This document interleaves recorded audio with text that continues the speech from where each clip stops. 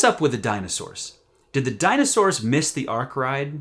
That's exactly how it was presented to me. So I love that question. It's super fun. I'll tell you, I've taken my family twice to the Ark Encounter, which is amazing. I highly recommend, if you get the chance, go see the Ark Encounter Museum.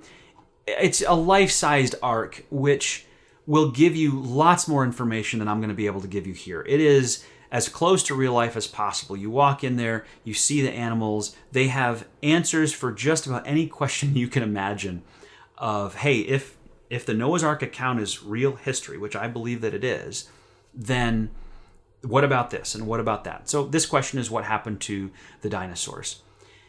The secular worldview is that the dinosaurs and people did not live together. I think there's a lot of evidence that that's not the case, that dinosaurs and people actually did coexist, and outside the Bible and inside the Bible. Dinosaurs are actually in the Bible. God talks about 2 of them with Job. It's pretty clear from the descriptions those are not normal animals. Those are massive dinosaur animals. Isaiah mentions a flying fiery serpent. There are places where sea dragons are mentioned in the Bible. So there were certainly creatures that it seems like were referenced in the Bible that we would today call dinosaurs. Large animals in the water, in the air, and traveling on the ground. And that's probably referring to dinosaurs, really, really big animals. Some of the most interesting work I've seen lately being done by secular scientists about dinosaurs shows that the number of different dinosaur species that supposedly existed in history were actually just different life stages for the same dinosaurs. And I first got wind of this a few years ago, happened across a random video of a I guess an archaeologist, I think, or a paleontologist, something like that, who had been studying dinosaur bones. And he had discovered that a lot of the different fossils and skeletons that had been labeled as different species of dinosaurs were actually part of the same dinosaur species, just a different life stage. And what happens, he surmised, was that when a scientist discovers new dinosaur bones, what they really want is to discover a new species, because then they get to name that species and their name gets associated with it, and it's a huge credit thing. If they find a skeleton that is a different size and maybe has a little different structure, because our bone structures can change over time, from a very similar dinosaur but with some little differences, their tendency is to just call it a new species. And so most likely there are lots of dinosaur species that are referred to today by different names and different scientists who discovered them. They're actually part of the life cycle of the same dinosaur species. So there aren't nearly as many different species of dinosaurs, I think. And this is coming from secular researchers, as what has often been purported.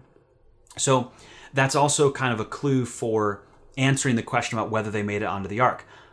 Most dinosaurs throughout history were small and belonged to fewer species than we often think in popular use existed.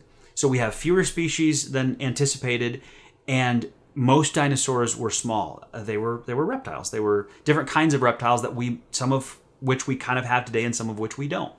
But here's the thing. All of the dinosaurs started small. No matter how big they ended up, they all started as small babies. So when God sent 2 of every animal, he didn't need to send 2 full-grown adults. 2 young reptiles would do just fine. In fact, that means they need less food while they're there. They take up less space. And they have full reproductive potential after the boat ride. So actually better to take young dinosaurs that will then have all of their reproductive years ahead of them, instead of more mature dinosaurs that would have less time to do that. So given what we're learning about the smaller number of species today, they may not have needed very many of these, probably, to produce the different varieties that we see in the fossil record.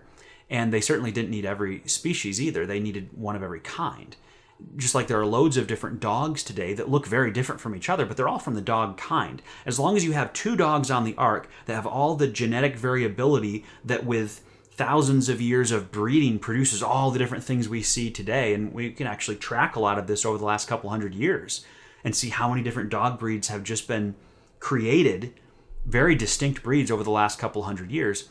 If you can do that with dogs, you can do that with dinosaurs. If all you needed was a couple of dogs with all the genetic variability for the different varieties we see today, then all you needed was a few dinosaur pairs of different kinds that could create a lot of variability for all the species we see in the fossil record.